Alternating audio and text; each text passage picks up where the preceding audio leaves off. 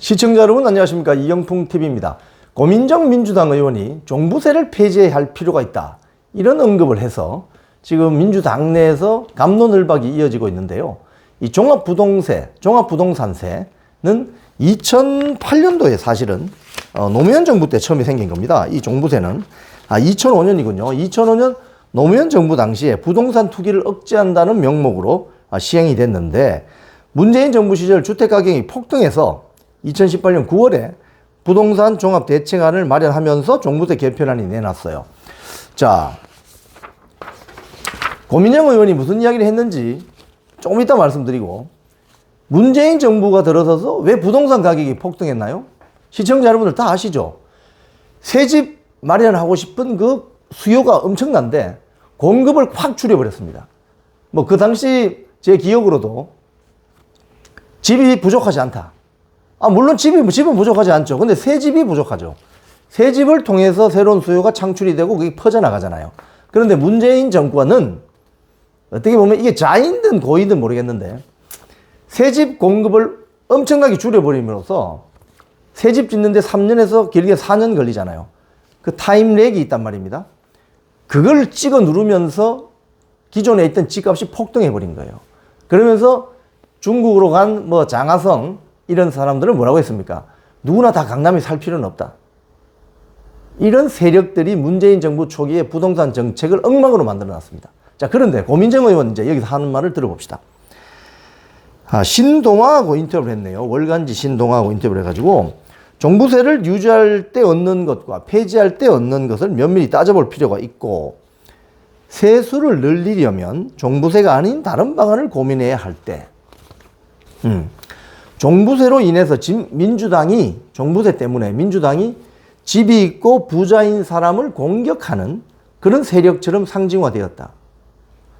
집값이 그동안 많이 내려갔고 공시지가 변화도 있어서 예전처럼 종부세를 내지 않을 것이고, 폐지한다고 해서 큰 변화는 없겠지만 상징적인 의미 변화는 매우 클 것이다. 자, 여기서 한번 이 말씀을 드려볼게요. 민주당이 집이 있고 부자인 사람을 공격하는 세력처럼 상징화됐죠. 상징화됐죠, 사실은. 서민의 정당이라고 하잖아요, 민주당은. 자, 집값이 많이 내려갔고, 집값이 왜 많이 내려간지 아십니까?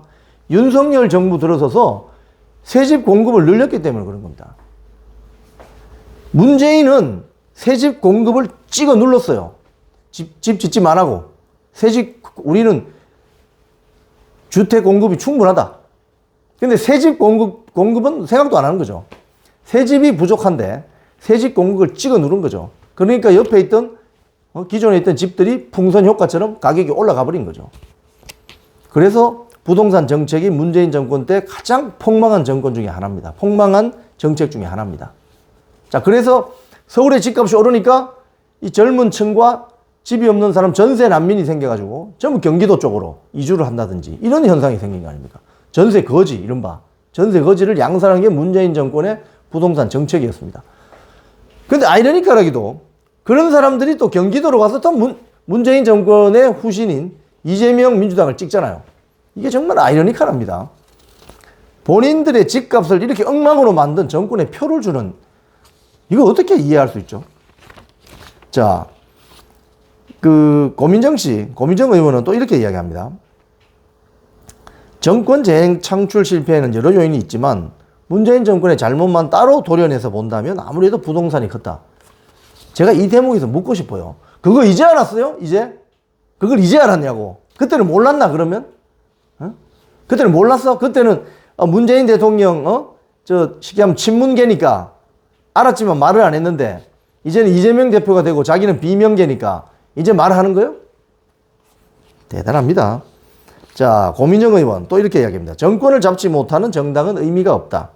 모든 선거는 중도 싸움일 수밖에 없다. 언제까지 서민의 정당만을 표방할 것인가? 와우, 이제 서민 정당 안 해도 된다는 소리네. 서민의 정당을 버리자는 뜻이 아니라 시즌2를 만들어야 하지 않겠나. 민주당도 용기가 필요하다. 지금 사실 이재명 민주당이 들어와서 종부세 폐지하다고 처음 이야기한 것은 원내대표입니다. 박찬대 원내대표.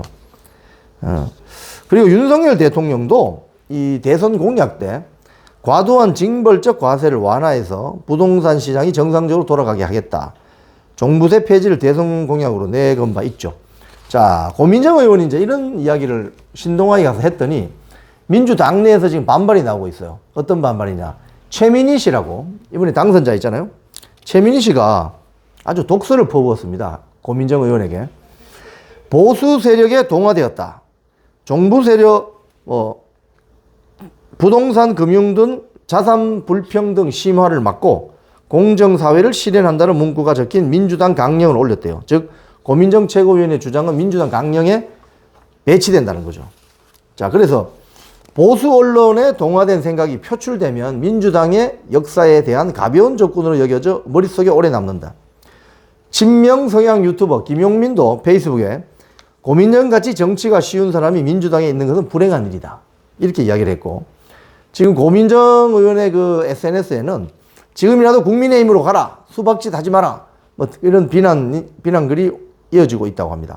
자, 시청자 여러분, 문재인 정권, 노무현 정권의 특징은 부동산 정책에 실패했다는 겁니다. 왜냐? 모든 가격은, 자본주의 체제에서 모든 가격은 시장의 수요와 공급이 만나는 지점에서, 크로스되는 지점에서 정해집니다. 부동산도 마찬가지예요. 부동산도 공급이 많으면 가격이 다운되고 공급이 적으면 가격이 올라가죠. 이렇게 쉬운 원리를 왜 문재인 노무현은 거부했냐 이거요. 그건 왜?